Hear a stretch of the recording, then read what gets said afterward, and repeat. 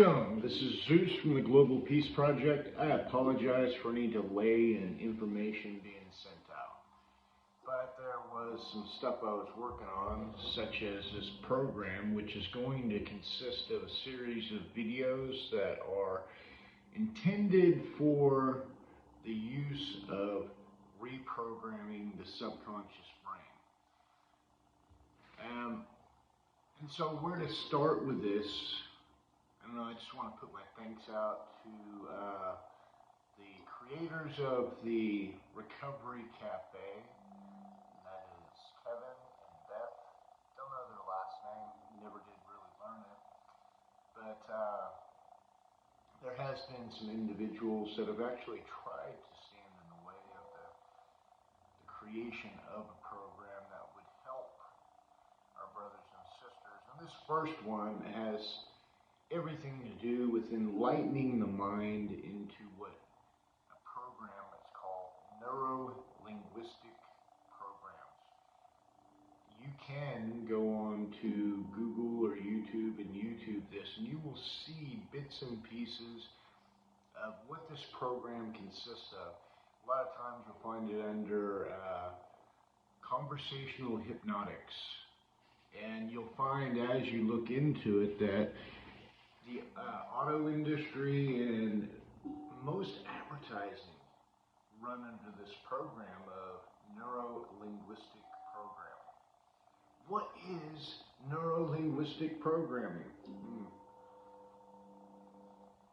Well, first off, it's a way of getting a conversation to move into the way of the individual's usage of who is using it for their own advantage.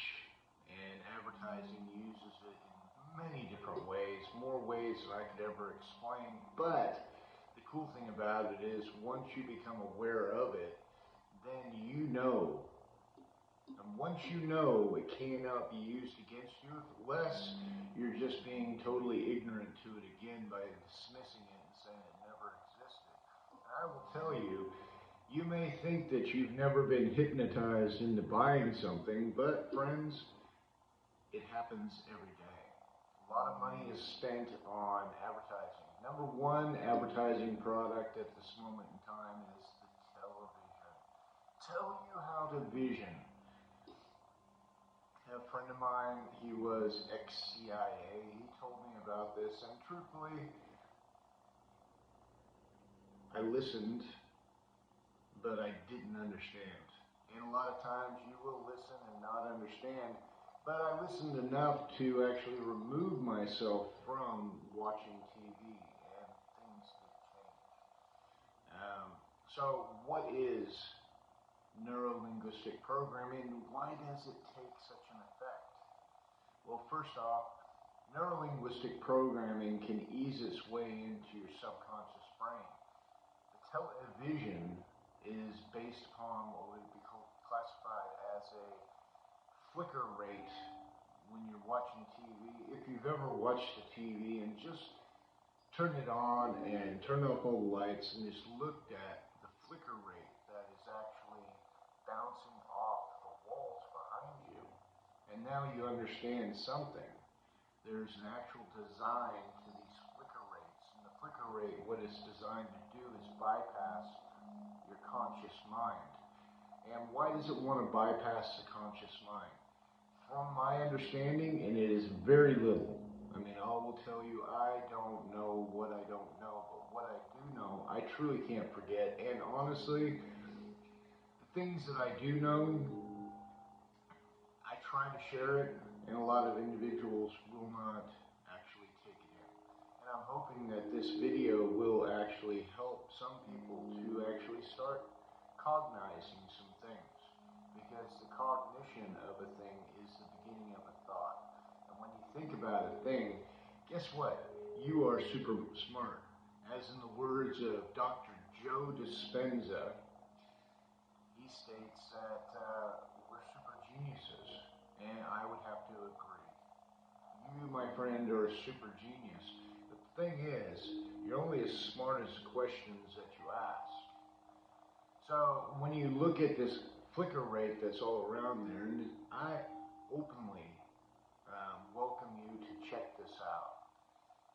What it does is the flicker rate will actually enter the eyeballs, and then what it does is it bypasses the conscious mind. I said, why does this matter? Well, the conscious mind safeguards the subconscious.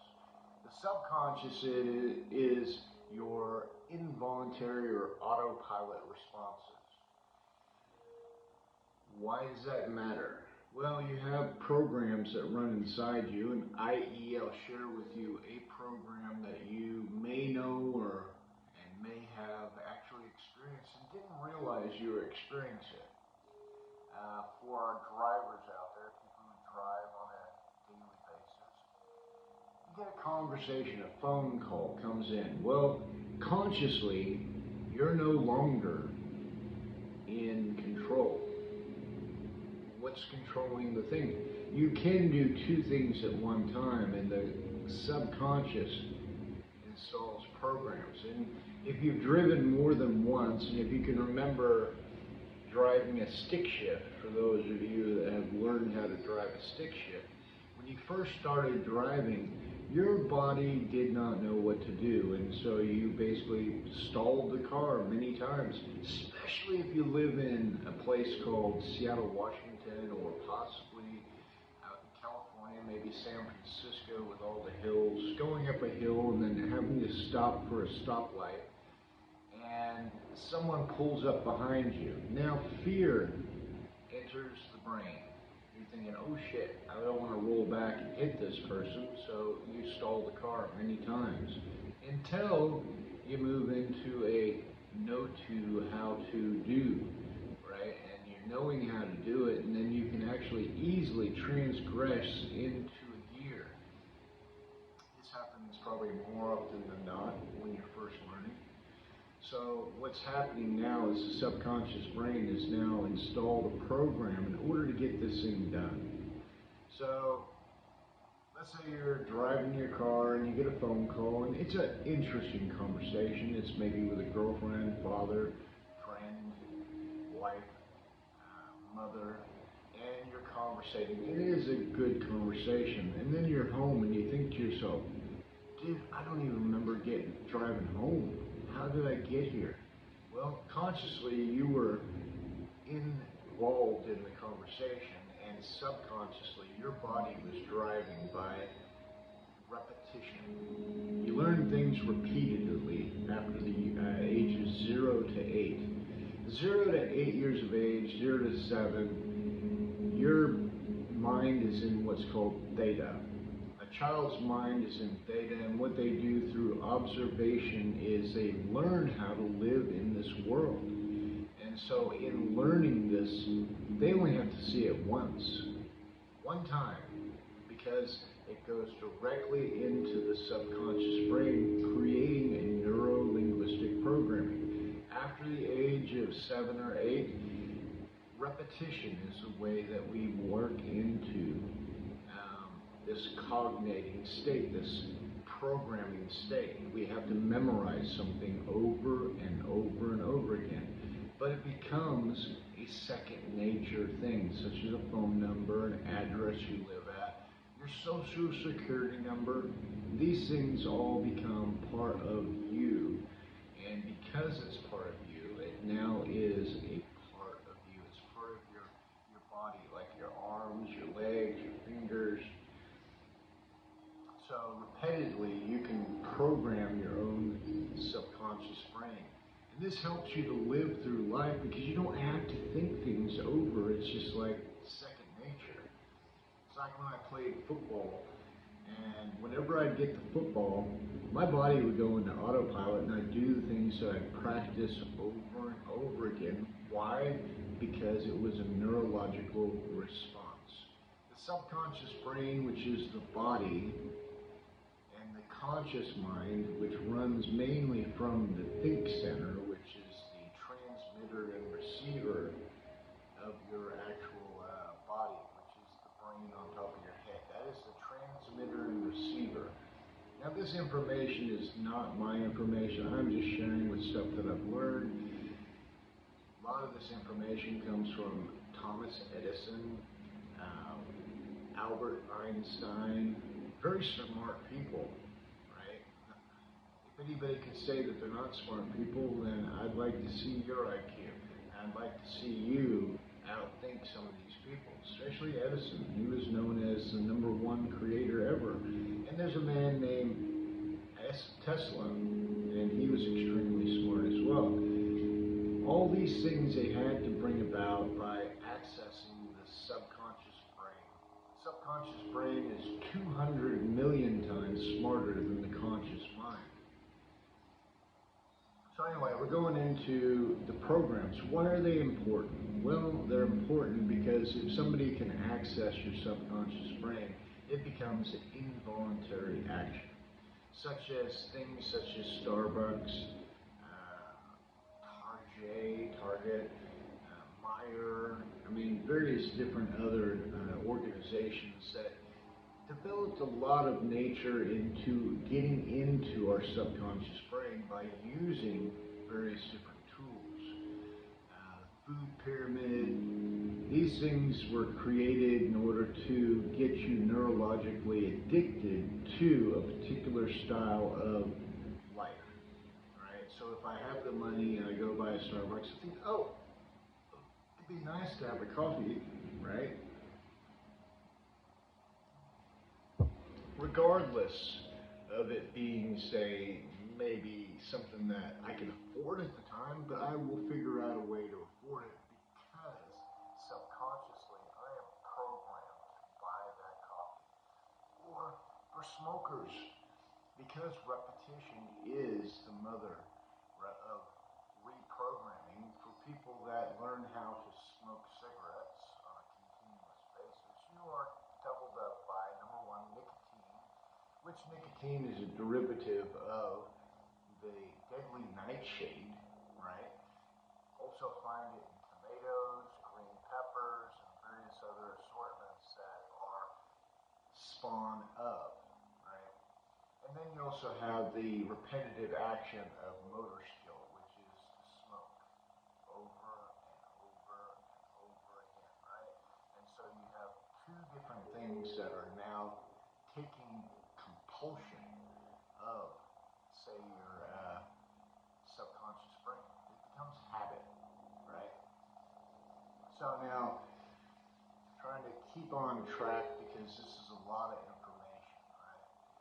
Information normally is taken in by the mind by #1, first finding something.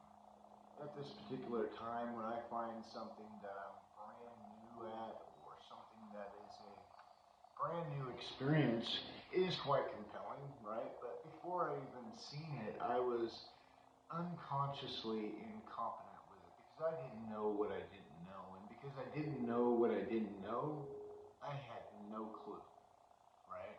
And if this is the first time you've heard about NLP, neuro-linguistic programming, it is a thing that is brand new to you, but it's not something brand new. It's something that's been around for eons, okay? Now, when you become consciously aware, you still don't know what you don't know. You have no idea, but you are now conscious, but you're still incompetent with working it. So we go from the doorway of unconscious incompetence to conscious incompetence. Okay, this is the second level of understanding. You move into the third level.